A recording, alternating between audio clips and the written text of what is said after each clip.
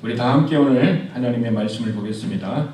오늘 우리에게 주시는 하나님의 말씀은 신명기 6장 6절 말씀입니다. 구약성경 신명기 6장 6절 말씀, 우리 다 함께 합독할 때 하나님의 말씀을 다 함께 듣겠습니다. 오늘 내가 내게 명하는 이 말씀을 너는 마음에 새기고. 아멘.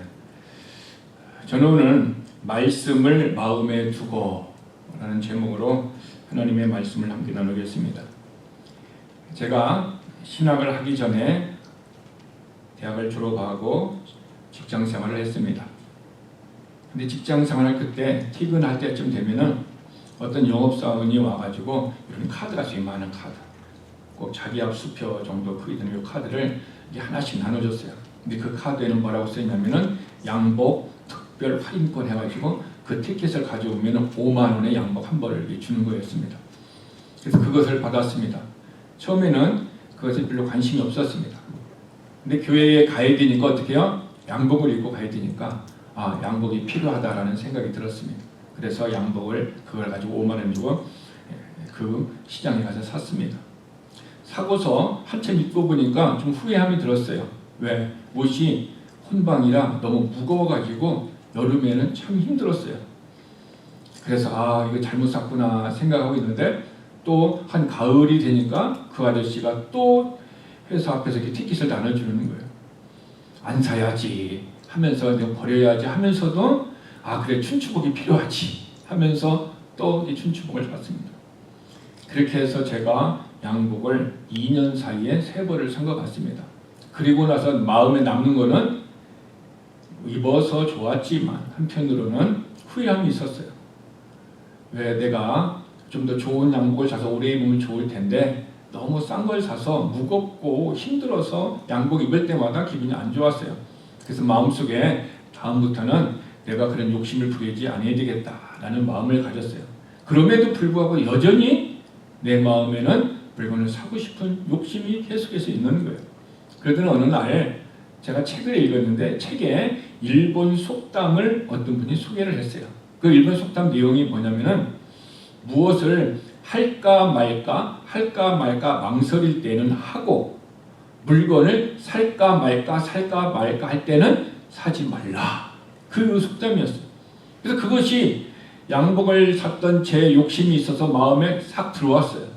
그 다음부터 제가 어떤 일을 살까 말까 할 때는 그 속담이 생각나서 사지 않았어요. 돈이 절약되어지고 내 욕심이 이렇게 없어지는 것 같았어요. 그리고 내가 이것을 해야 되나 말아야 되나 고민할 때 어떻게 해요? 해야 되겠다 해서 그 일을 행했습니다. 그래서 세상의 속담도 내 마음에 들어오니까 나의 욕심도 절제해주고 때로는 내가 해야 할 일들을 할 수 있도록 인도한다라는 것을 그때 제가 깨달았습니다. 그리고 난 다음에 시간이 지나고 하나님의 말씀이 내 안에 들어와서 하나님의 말씀대로 살면은 세상의 말씀대로 사는 것보다 더 큰 영적인 유익이 있을 것이다 라는 그런 믿음이 저 안에 오기 시작했습니다. 그래서 그 다음부터는 하나님의 말씀을 내 마음에 두고서 그 말씀에 의해서 행하려고 제가 노력을 했던 것 같습니다. 그럼에도 불구하고 여전히 내 마음은 무너지고 여전히 내 마음은 잘못된 길로 가는 것을 발견을 했습니다.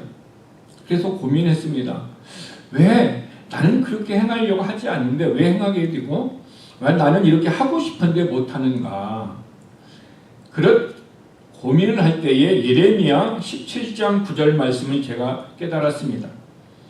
예레미야 17장 9절에 보면은 만물보다 거짓되고 심히 부패한 것은 마음이라.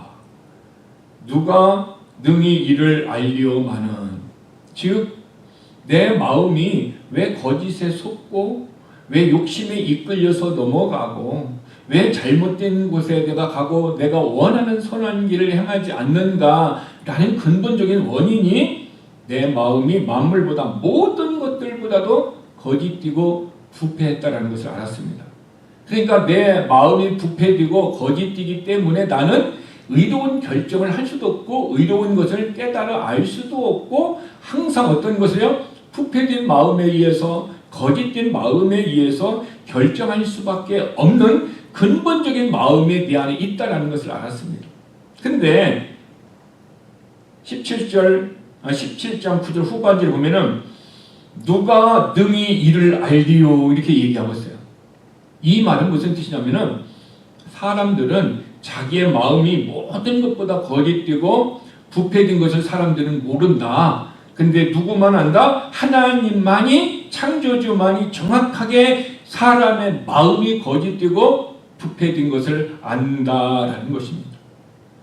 이 말씀을 알기 전에는 저는 제 마음이 깨끗한 줄 알았고 내가 선한 줄 알았고 내가 믿음이 좋은 줄 알았습니다. 근데 근본적으로 내 마음이 이렇게 부패되고 거짓된 마음의 모습을 보니까 나에 대해서 실망을 하기 시작했습니다. 그러던 어느 날 로마서 3장 4절을 알았습니다. 그럴 수 없느니라 모든 사람은 다 거짓되되 오직 하나님은 참되시다 할지어다. 나만 이렇게 거짓된 것이 아니라 모든 사람들은 다 거짓되구나. 그리고 하나님만 참되시구나. 그래서 다른 사람이 거짓을 행하고 다른 사람이 속이고 다른 사람이 그 악한 부패된 일을 행할 때 할지라도 원래 사람의 마음이 부패되었고 거짓되었기 때문에 그렇게 할 수밖에 없는 거구나.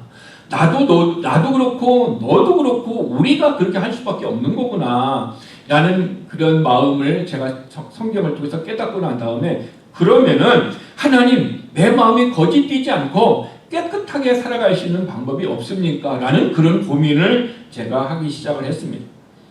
그러던 어느 날 내 마음을 깨끗하게 할 수 있고 내 행실을 깨끗하게 할 수 있는 것은 하나님의 말씀뿐이다 라는 것을 알게 되었습니다.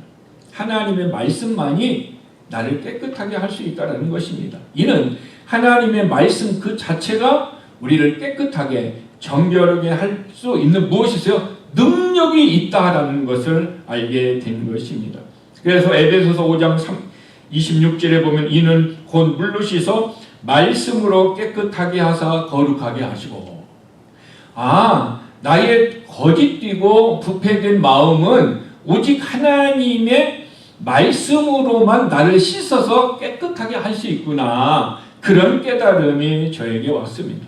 그리고 난 다음에 그 다음부터 거짓된 내 마음 많은 사람들이 보면은 사기치고 또 넘어뜨리고 다른 사람을 이렇게 그런 모습들을 보면서 그들의 마음이나 내 마음이나 깨끗하게 하실 수 있는 것은 오직 하나님의 말씀의 능력이구나라는 것을 깨달았습니다. 그러면은 하나님의 말씀이 그렇게 능력이 있으면은 그 하나님의 능력의 말씀이 나를 어떻게 그렇게 할 수 있는가라는 의문이 드는 거죠. 시편 119편 9절에 보면은 청년이 무엇으로 자기의 행실을 깨끗하게 하리까? 어떤 한 사람이 무엇으로 자기의 속이나 자기의 마음이나 생각이나 의식이나 행실을 깨끗하게 할 수 있느냐라고 질문을 하고 난 다음에 그 다음에 답을 줍니다. 주의 말씀만 지킬 따름이니이다. 하나님의 말씀만이 우리를 어떻게요? 지킬 때 우리를 행실에서 깨끗하게 할 수 있다라는 것입니다.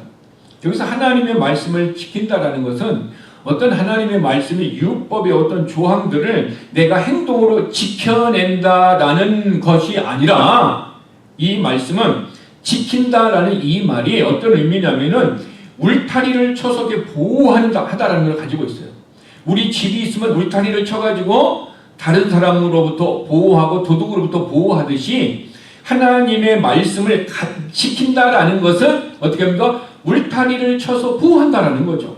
그 얘기는 내 마음에 간직한다라는 의미예요. 그러니까 하나님의 말씀을 내 마음에 품고 소중히 여기고 간직하게 되면은 그 말씀이 내 안에서 능력으로 일한다라고 성경은 우리에게 가르쳐줍니다. 정말 하나님의 말씀을 듣고 들은 그 말씀이 내 안에 뿌리를 내리고 그 말씀을 내가 소중히 여기고 간직하고 지키면은 그 말씀이 나를 악으로부터 지켜주고 어떤 악한 것으로부터 내 삶을 깨끗하게 할 수 있을까요? 시편 119편 11절에서 그 해답을 보여주고 있습니다. 내가 주께 범죄하지 아니하려 하여 주의 말씀을 내 마음에 두었나이다.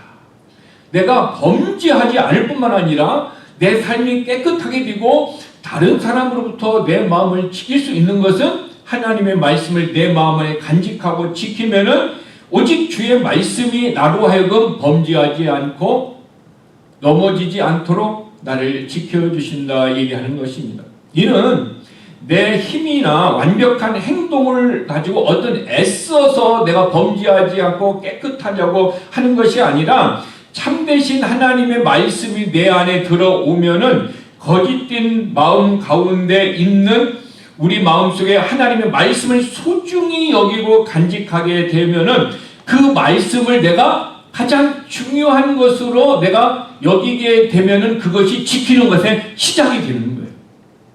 지키는 시작이 내 안에 있을 때 그 말씀이 내 안에서 나를 어떻게 합니까? 일하시도록 역사하신다라는 것입니다. 누가 일을 하겠습니까? 하나님의 말씀이 내 안에 있으면은 성령님이 그 일을 행하시는 것입니다.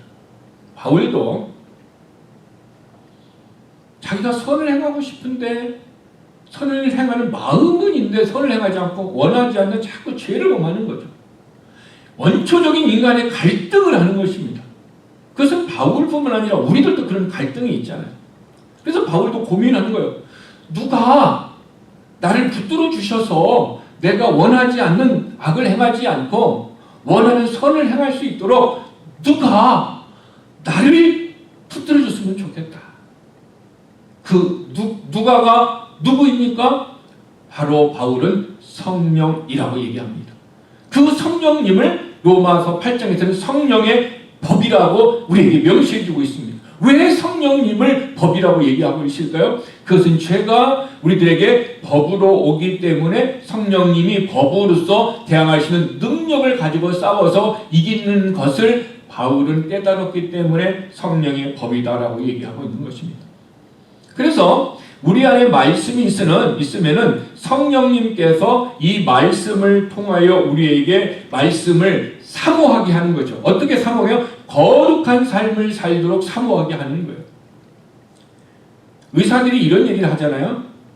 몸이 어떤 영양분이 부족하게 되면은 그 영양분이 들어있는 어떻게요? 음식이나 과일들을 먹고 싶은 마음이 생긴다. 그러면 그 음식을 먹거나 과일을 먹으면은 내게 부족한 영양분을 채울 수 있다라는 것을 의사들이 얘기를 하듯이 성령님도 우리로 하여금 거룩한 삶을 살아갈 수 있도록 우리 마음에 거룩을 사모하는 마음을 준다는 거죠. 그 사모하는 마음을 줄 때 하나님의 말씀을 통하여 주신다는 거예요. 그래서 빌립보서 2장 13절에 너희 안에서 행하시는 이는 하나님이시니 내 안에서 거룩한 삶을 살게 하는 그런 사모한 마음을 주게 하시는 것이 누구시다? 하나님이시다 얘기하는 거죠.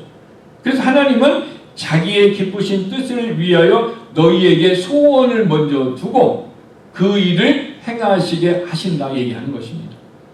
그러므로 저와 여러분들이 내가 하나님의 뜻을 내가 행하고 싶다. 하나님이 나에게 말씀하셔서 내가 하나님의 뜻을 이루고 싶다라는 마음이나 소원이나 기도가 있다면은 그 하나님은 성령님을 통해서 우리 안에 어떻게 합니까? 소원을 일으킨다라는 거죠. 거룩한 소원을 일으키는 거죠. 그 거룩한 소원이 어떤 이는 기도하고 싶은 마음을 일으킬 수도 있고요. 어떤 이는 용서하고 싶은 마음이 생길 수도 있고요. 어떤 이는 다른 사람을 향하여 어떤 봉사하고 싶은 마음을 생길 수도 있고 무엇이든지 성령님은 우리 안에서 거룩한 뜻을 이루기 위해서 소원을 주신다라는 거예요. 여러분에게 이런 하나님의 거룩한 소원이 과거의 삶 속에 있었습니까? 있었을 때에 여러분들은 그 소원을 하나님의 능력을 통하여 행한 경험이 있을 것이고 또 하나는 그것을 소원이 있어도 우리는 그것을 어떤 사정과 형편 어쩔 수 없다라는 핑계를 가지고 그 소원을 이루지 못한 우리의 삶도 있었을 것입니다. 중요한 것은 하나님이 거룩한 소원을 주실 뿐만 아니라 내가 그것을 경험했다라는 것은 무슨 의미입니까? 하나님이 내 안에 계시다라는 의미입니다. 주의 성령님이 내 안에 계셔서 나로 하여금 그 일을 행한다라는 것은 내가 하나님의 자녀다라는 증거라는 것입니다. 그러므로 우리가 하나님의 자녀다라는 증거가 바로 하나님의 말씀을 통해서 우리의 마음을 깨워주시고 마음 안의 소원을 통해서 이루어 주신다라는 것입니다. 근데 하나님께서는 우리에게 이런 마음의 소원을 주시기 전에 또 하나님의 말씀을 통하여 우리에게 어떤 일을 이루시기 전에 해야 하시는 일이 있어요. 반드시 이 일을 먼저 우선적으로 행하시고 그 다음에 하나님은 우리에게 어떤 일들을 행하십니다. 반드시 해야 할 일이 뭘까요? 그것은요, 성령으로 말미암아 나의 영이 어떻게 합니까? born again, 다시 태어나게 하시는 것입니다. 우리는 이것을 born again을 구원받았다, 내가 다시 거듭났다 라고 얘기를 하는 것입니다. 즉 하나님은 아무에게나 성령의 감동을 주는 것이 아니라 성령의 감동은 누구에게나 거듭난 사람, 구원받은 사람에게 하나님께서 소원을 주시고 그 소원을 가지고 행하게 하신다는 거예요. 근데 믿지 않는 사람들에게는 어떤 것을 주냐면요, 하나님께서 그 영 안에 있는 영의 기능 중에 하나가, 영의 기능이 하나님과 교제하는 기능이잖아요. 그죠? 영으로 기도하고 영으로 찬양한다고 그랬어요. 근데 영으로 기도하는데 그 영으로 그 존재 중에 하나가 기도하고 교제하는 건데 그 중에 영의 기능이 또 하나 있어요. 그것은 뭐냐면 양심의 기능이에요. 믿지 않는 사람들도 양심의 기능이 있다라는 거죠. 그래서 믿지 않는 사람들도 어떻게 합니까? 하나님의 말씀이나 어떤 세상의 윤리와 도덕을 보면 어떻게 해요? 자기만의 양심의 뭔가를 느끼는 거죠. 아, 이것은 해서는 안 된다. 누가 말하는 것이 아니에요. 자기 안에 있는 영의 기능이, 양심이 자기에게 말하고 있다라는 거죠. 그런데 예수 믿는 사람, 거듭난 사람에게는 양심의 기능 외에 또 다른 기능이 뭐예요? 성령님께서 우리들에게 말씀을 주신다라는 것입니다. 근데 바로 born again 됐다라는 것은 우리에게 무엇을 의미하냐면요, 우리에게 새로운 마음이 왔다라는 거예요. 예전에 마음이 있었는데 이 마음에 새로운 마음이 주어서 옛 마음을 어떻게 합니까? 밀어내고 새 마음이 우리에게 왔다라는 거예요. 뿐만 아니라 우리에게 옛 성품이 있어요. 옛 성품이 뭡니까? 우리들이 얘기하는 본성이에요, 본성.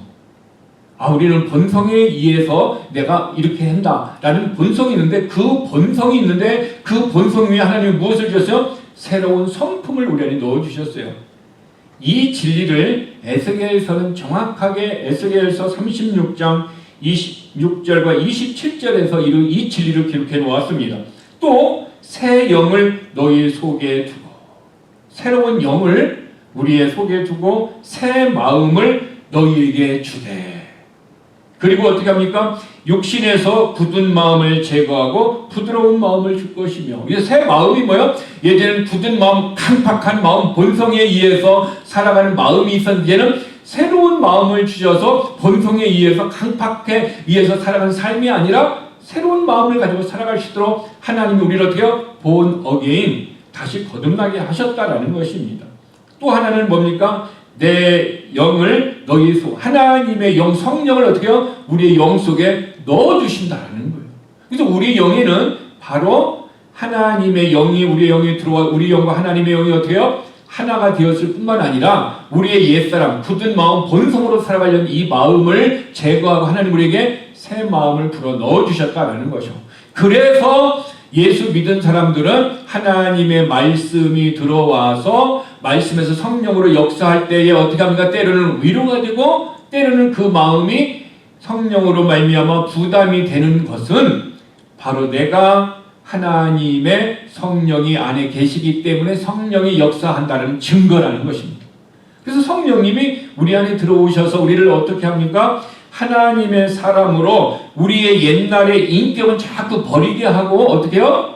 새로운 가치관과 새로운 인격이 하나님의 말씀에서 계속 가치관이 쌓여지고 우리의 성품이 다듬어지도록 하는 것입니다. 이것은요, 성령님께서 주권적인 역사로 우리 안에서 역사를 하는 거예요. 제가 대학교를 다닐 때에 한 2년간은 학교를 마치고 난 다음에 기숙사에 살았거든요. 그래서 저녁을 먹고 그리고 테니스를 한 2시간 치고 난 다음에 학교 일을 조금 숙제 같은 거 조금 하고 난 다음에 자전거를 타고 교회를 왔어요. 왜 자전거를 타고 교회를 왔냐면은 버스를 타면은 그때 90원이었어요. 90원에서 90원을 아끼려고 자전거를 타고 거의 1시간 반 정도 되는데 자전거를 타고 교회에 왔어요. 교회에 오면은 아무도 없어요. 그냥 교회에서 혼자 기도하고 또 혼자 성경 보다가 그냥 잤어요. 그리고 아침에 일찍 되면은 이게 교회에 사찰 집사님이 오셔가지고 어떻게 합니까? 새벽 기도를 해야 되니까 4시 반 되면 깨우는 거예요. 이 선생 일어나 그러면. 그러면 제가 일어나갖고 대충 준비해가지고 새벽 기도를 딱 마칩니다. 새벽 기도를 딱 마치고 난 다음에 다시 자전거를 타고 학교를 가는 거예요. 학교에 가서 다시 씻고 그리고 기숙사에 가서 또 식당에서 밥 먹고 다시 준비해가지고 또 학교 생활하고 이것을 거의 2년 동안 했습니다. 제가 그때는 그것이 내가 왜 하는지를 몰랐어요. 그냥 교회 가서 자고 기도하고 그리고 다시 아침에 오는 것이 그냥 좋았을 뿐이에요. 나중에 제가 신학을 공부하면서 알게 되었어요. 아, 그것이 성령님이 나를 인도하신 거구나. 지금 하라고 하면은 자전거를 타고 1시간 반 동안 내가 가서 교회 가서 자고 오라고 하면은 지금 하면은 못할지도 몰라요.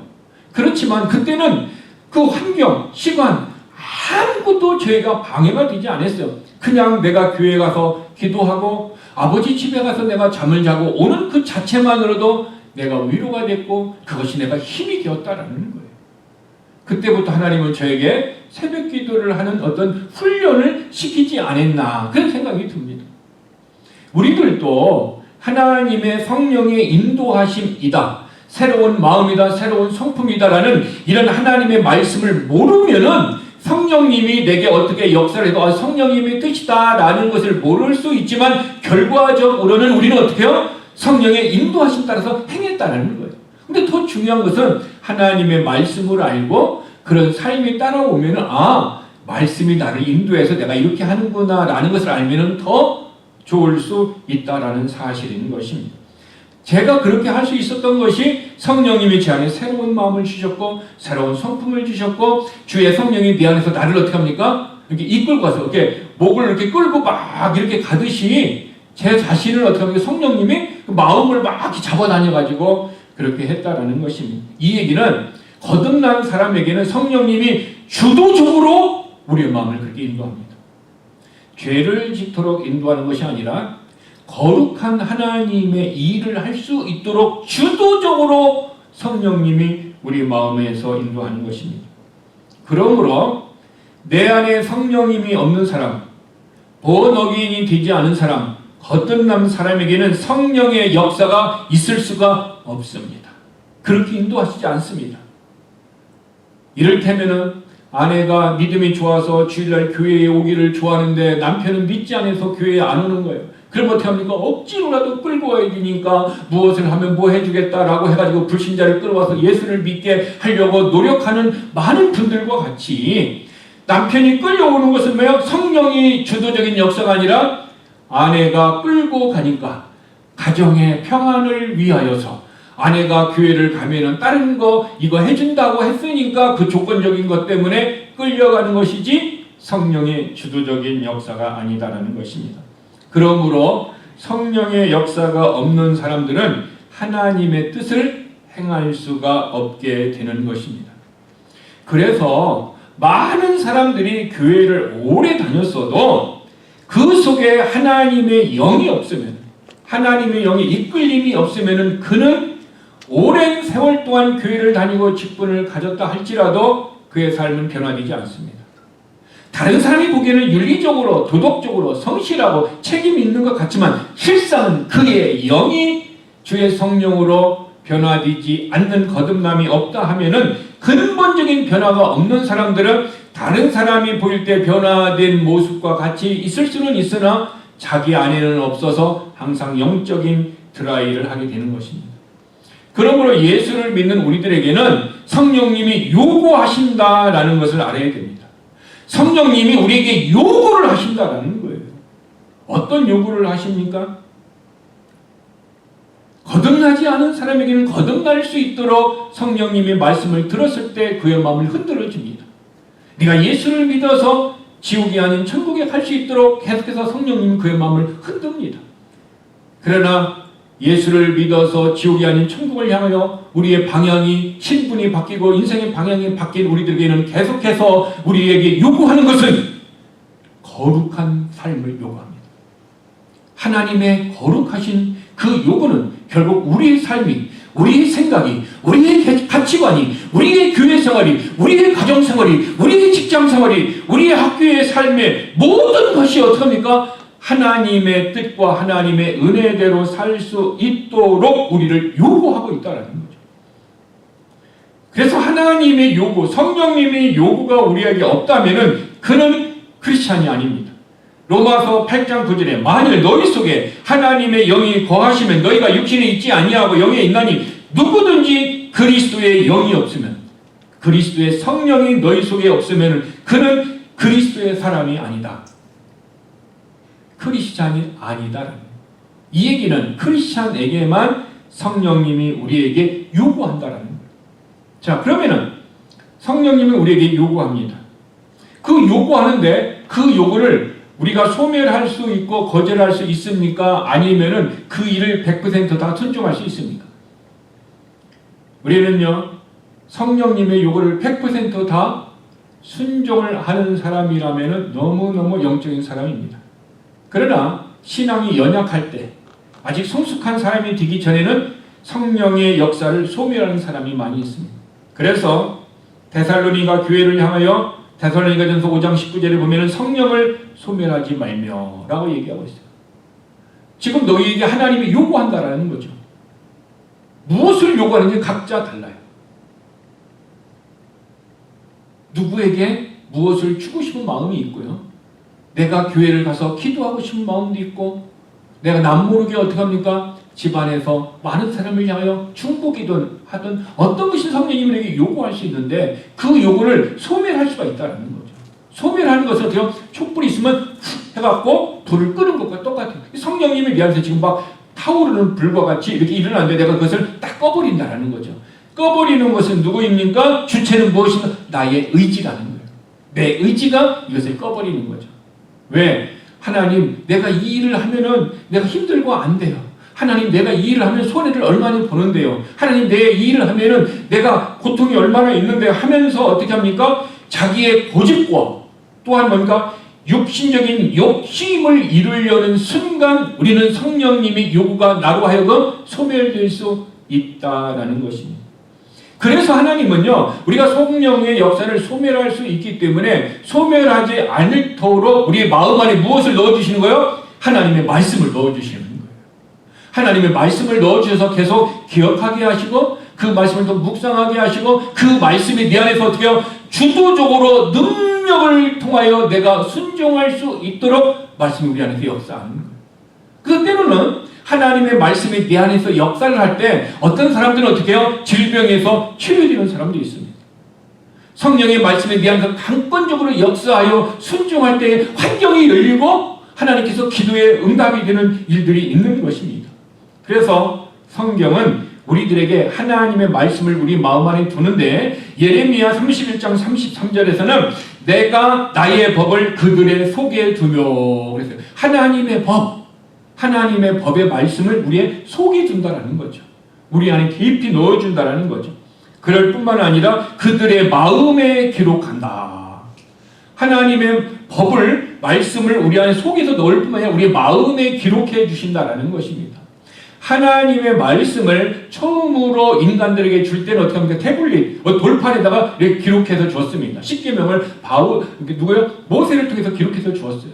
이제는 그것이 지나고 나면 하나님은 어떻게 합니까? 계시된 말씀을 이 성경에 기록해가지고 우리에게 하나님의 말씀을 주시는 것입니다. 그런데 이 하나님의 말씀에 하나님이 이제 어떻게 해야? 너의 마음에 기록해야 된다. 이렇게 얘기하고 있는 것입니다. 즉 하나님의 말씀의 위치가 있어야 할 곳이 어디입니까? 우리가 성경이 있다 그러면 성경이 있어야 할 것을 우리의 책상이라든가 우리의 차라든가 우리 어떤 집에 위치에 놓을 수도 있어요. 하나님의 말씀을. 그런데 이것이 어디로 와야 된다? 위치의 변화가 우리 속으로 와야 된다는 거죠.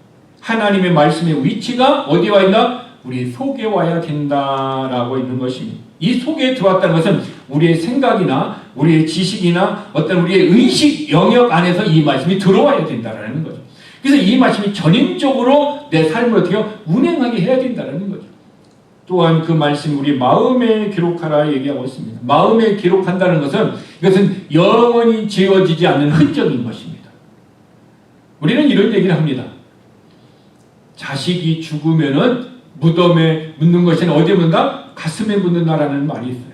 이 말은 뭐예요? 영원히 지워지지 않는 고통이다라는 것을 얘기하고 있습니다. 즉 하나님의 말씀을 우리 마음에 기록한다라는 것은 지워지지 않는 영원한 흔적을 하나님이 우리 마음에 남기시겠다라는 거예요. 그래서 마음에 그 남겨진 말씀의 흔적을 따라서 우리의 삶이 어떻게 됩니까? 하나님의 요구대로 살아갈 수 있도록 하나님이 우리 인도하시는 것입니다. 그러므로 지워지지 않는 영원한 흔적의 말씀이 우리 안에 새겨지도록 우리의 마음의 문을 열어야 될 줄 믿습니다. 그리고 하나님의 요구가 있을 때 그 하나님의 요구대로 우리가 순종하게 되면 어떤 일들이 있을까요? 물론 기도의 응답도 있고, 물론 병도 치료될 수 있고, 물론 환경도 열릴 수 있고, 물론 모든 것이 있을 수 있습니다. 이것은 외적인 것입니다. 그러나 먼저 내적으로 우리 속에서 이루어지는 것이 있다면은 베드로후서 1장 4절에 그 답을 주고 있습니다. 이로써 그 보배롭고 지극히 큰 약속을 우리에게 주사 그 약속으로 말미암아 너희가 정욕 때문에 세상에서 썩어질 것을 피하여 신성한 성품에 참여하는 자가 되게 하려 합니다. 하나님의 신의 성품에 참여하도록 우리에게 요구하고 우리에게 말씀을 주시고 우리로 하여금 어떻게 해요? 그 말씀으로 살게 하신다는 것입니다. 그러므로 하나님의 신의 성품이 무엇일까요? 하나님의 가장 신의 성품에 중요한 것은 성령의 열매 9가지입니다. 성령님의 열매 9가지가 어떻게 합니까? 우리 안에서 있고 그 삶을 살 수 있도록 역사하신다는 것입니다. 자, 그러면은 구체적으로요, 하나님의 말씀이 우리 마음 안에 두고 저장하게 되면은 하나님의 그 목적이 무엇일까요? 왜 우리 안에 그렇게 하라고 있을까요? 첫 번째는요, 성도의 마음이 삶의 모든 행동을 결정하는 원천입니다. 우리의 마음이 모든 삶의 일들을 결정하는, 오늘 교회에 올까 말까 누가 결정하여? 내 마음이 결정합니다. 오늘 점심을 먹을까 말까 내 마음이 내 마음이 모든 인생의 일들을 결정하는 원천 근원이다라는 거죠. 그래서 잠언 4장 23절에 보면 모든 지킬 만한 것 중에 더욱 내 마음을 지키라. 생명의 근원이 마음에서 납니다. 그러니까 내가 마음에서 어떤 결정을 하느냐에 따라서 생명을 손실될 수 있고 생명을 풍성하게 하는 것을 얻을 수 있다라는 거. 원천이 뭡니까? 마음이기 때문에 마음에 무엇이 있어야 돼요? 하나님의 말씀이 있으면 말씀을 따라 결정하게 되면은 항상 하나님이 생명의 풍성함, 내 배에서 생수의 강이 흘러 넘치도록 하나님이 역사해 주시는 것입니다. 그러므로 여러분, 예수를 믿기 전에 우리의 본성과 우리의 가치관은요, 어디에 뿌리를 두고 있는지 아세요? 그것은요, 생각과 감정의 행동의 뿌리가 되는 거예요. 무엇이? 마음이. 이게 더럽고 추하고 악한 본성적인 마음은 그것은 우리의 생각과 행동과 모든 의지적인 결정의 뿌리라는 거죠. 그러면은 깨끗한 마음, 주의 말씀이 있으면은 우리는 어떻게 합니까? 그 말씀이 우리 삶에 뭐가 되죠? 기준이 되어지고 원천이 되어진다면 항상 그 사람은 말씀에 의해서 살아갈 수 있다는 거죠. 그래서 저와 여러분이 하나님의 말씀이 내 안에 없으면 어떻게 해요? 말씀대로 살지 못하는 거죠. 우리의 자녀들이 먼 곳에 있으면은 그 먼 곳에 있는 위치를 알아야 되잖아요. 미국 땅에 있다라고만 알면 어떻게 찾아갑니까? 미국의 텍사스에 있든지 아니면 노스캐롤라이나에 있든지 아니면 뉴욕에 있든지 어디 집 주소를 알아야 정확하게 내가 찾아갈 수 있듯이 하나님의 말씀이 우리 안에 정확하게 있으면 어떻게 합니까? 우리가 그 말씀대로 정확히 찾아가서 우리의 삶이 신의 성품에 참여할 수 있게 되는 것입니다. 두 번째로 하나님께서 하나님의 말씀을 마음에 두시는 이유가 있다면 죄의 유혹을 이기는 영적인 방어선이 됩니다. 이 말씀이 죄의 유혹을 이긴다라는 거예요. 그래서 시편 119편 11절에 보면 내가 주께 범죄하지 아니하라 하여 주의 말씀을 내 마음에 두었나이다. 죄짓지 않으려고 그러고 하나님의 말씀을 내 마음에 두었다는 거죠. 왜? 하나님의 말씀이 없으면 우리가 이것이 죄인지 아닌지 몰라요. 이것이 똥인지 된장인지 구분을 모른다라는 거죠. 그래서 말씀이 있으면 이것이 선이고 악이고 하나님이 원하는 거다 원하지 않는 거다 알 수 있는데 말씀이 내 안에 없으면 어떻게 합니까? 구분을 못하기 때문에 내 생각에 옳은 대로 보고 들음에 옳은 대로 행할 수밖에 없다는 것입니다. 그래서 죄의 유혹을 이기는 영적 방어선이라는 것은 말씀이 있을 때 즉각적으로 이건 말씀에 의해서 하면 안 되라는 것을 아는 거예요. 예수님도요. 사탄이 와가지고 유혹했잖아요. 유혹했을 때 예수님이 뭐라고 그랬어요? 기록되었으되. 예수님은 무엇이 어때요? 구약의 말씀을 알았어요. 구약의 말씀이 기록된 말씀이 기록되었을 때 사람이 떡으로만 살 것이 아니요 하나님의 말씀으로 살아야 된다 얘기예요. 그러니까 말씀이 없으면은 내 말씀을 생각해야 돼. 아, 이 상황에서 내가 어떻게 해야 되나? 말씀을 막 찾으려고 하고 막 이렇게 버벅거리지만 근데 말씀이 마음 안에 있으면 어떤 상황이 오면 말씀이 탁 생각나서 영적 방어선을 쫙 하고 내가 막을 수 있다라. 그래서 말씀을 묵상하고 말씀을 암송하고 말씀이 내 마음에 새겨지면 어떻게 합니까? 이게 간직하고 있으면은 어느 상황 속에서 이 말씀이 탁 말씀이 나와서 나로 하여금 내 마음을 보호해주고 내가 가야 할 방향을 지시해 주신다라는 것입니다. 뿐만 아니라 하나님의 말씀이 마음에 있으면요, 우리는 때로는 시험과 고난과 어떤 연단이 왔을 때 흔들리지 않도록 기준이 되어집니다. 말씀이. 그래서 시편 37편 31절 그의 마음에는 하나님의 법이 있으니 그의 걸음은 실족함이 없으리로다. 하나님의 말씀이 마음에 있는 사람들은 어떻게 합니까? 실족하지 않는다. 슬라이딩 되지 않는다. 이 얘기는 뭐야? 타락하지 않는다라는 거예요. 그의 삶이 타락되죠. 왜? 말씀이 안에 있으니까 상황이 분별되어지면 말씀이 나를 붙들 뿐만 아니라 말씀으로 내가 어떻게 합니까? 밀어내게 되는 것입니다. 즉 컵이 없는데 컵에 보면 물을 이렇게 부으면 어떻게 합니까? 그 안에 있는 공기가 어떻게 해요? 싹 빠져나가고 뭐만 있어요? 물만 꽉 차 있어요. 즉 하나님 내 안에 다른 세상적인 것과 하나님의 말씀이 같이 있으면 이렇게 혼돈돼 있잖아요. 근데 말씀이 내 안에 마음이 꽉 차게 되면 세상의 것이 있어요? 없어요? 없기 때문에 항상 어떻게 해요? 실족함이 없도록 내가 어떻게 합니까? 바른 길을 선택하고 결정할 수 있도록 말씀이 내 안에서 그런 위로를 주고 힘을 주고 역사해 주시는 것입니다.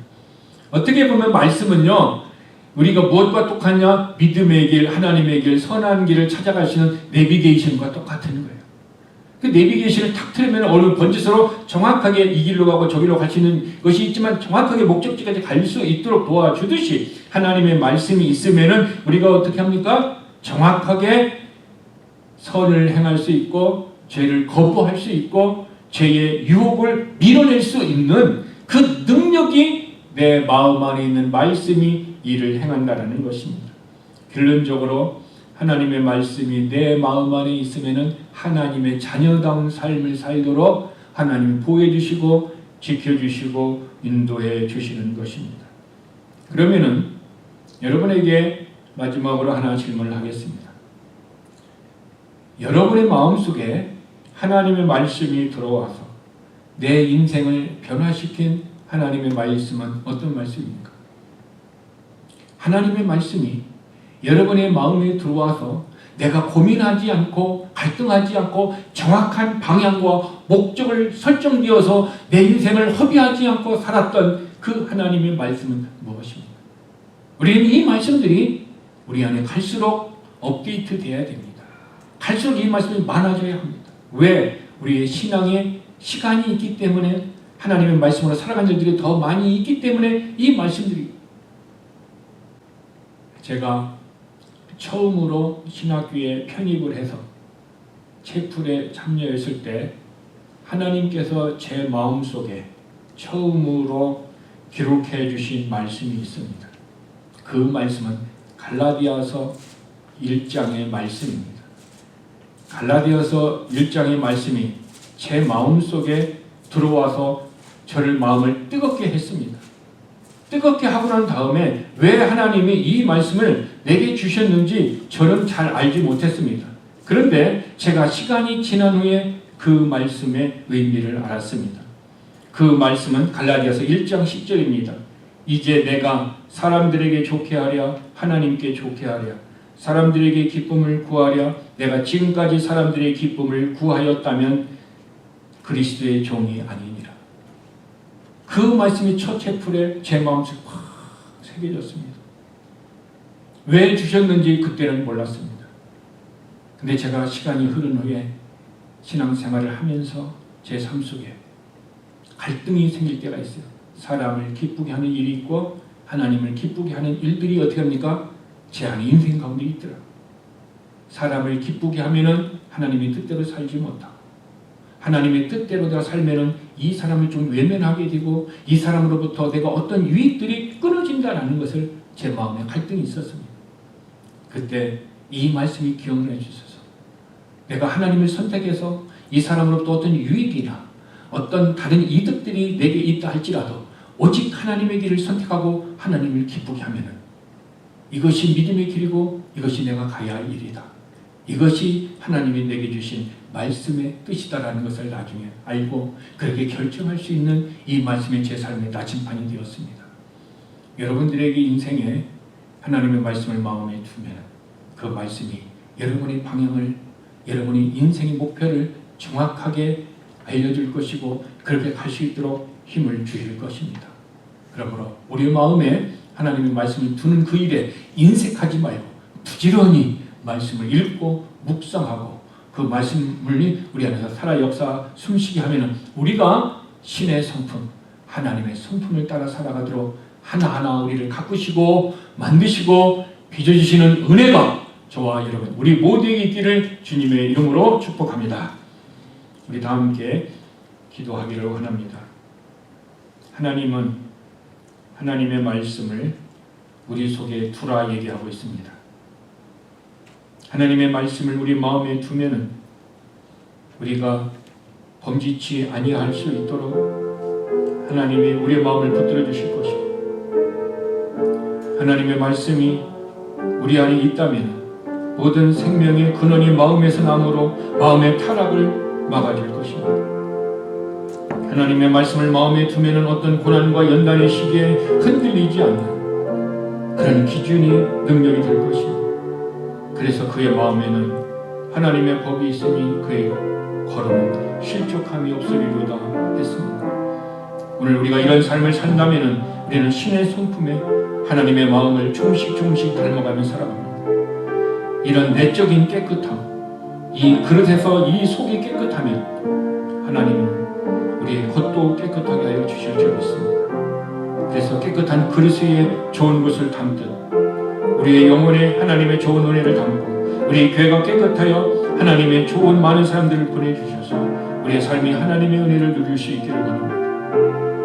우리 다 함께 조용하게 하나님 내 마음에 오셨사오니 이제 말씀으로 내게 인도하여 주옵소서. 이제 말씀으로 내게 역사하여 주옵소서. 조용하게 여러분의 마음을 하나님 앞에 내려놓으시는 시간을 갖기를 바랍니다.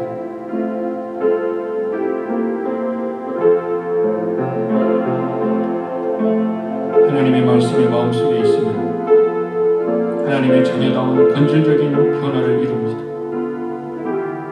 그리고 우리는 이 본질적인 성화를 통해서 우리 마음에 새겨진 하나님의 마음을 알게 되는 것입니다. 하나님은 지금 성령님으로 내 마음과 내 성품이 변화되어 우리 내면의 역사가 일어나 주님과 교제하기를 원하십니다.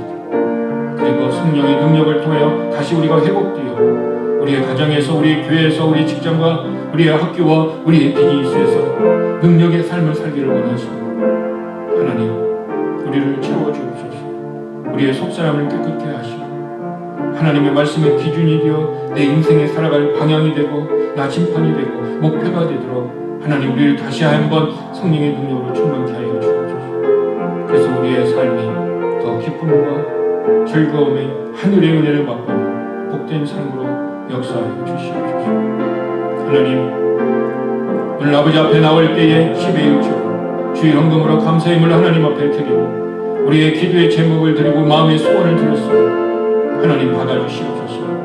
하늘에서 영광이 되며 우리 이 땅에서 살아가는 우리의 삶에 축복이 되게 하여 주시고 몸이 연약한 자에게 강건함을 주시고 삶이 고통스러운 자에게 하나님의 위로를 더하여 주시옵시고 방향을 결정하지 못하는 사람에게 정확한 예수 그리스도의 십자가의 방향이 결정되어져 복된 삶으로 우리를 충만케 하시고 새롭게 하시고 축복하여 주시옵소서. 예수님의 이름으로 기도드렸습니다.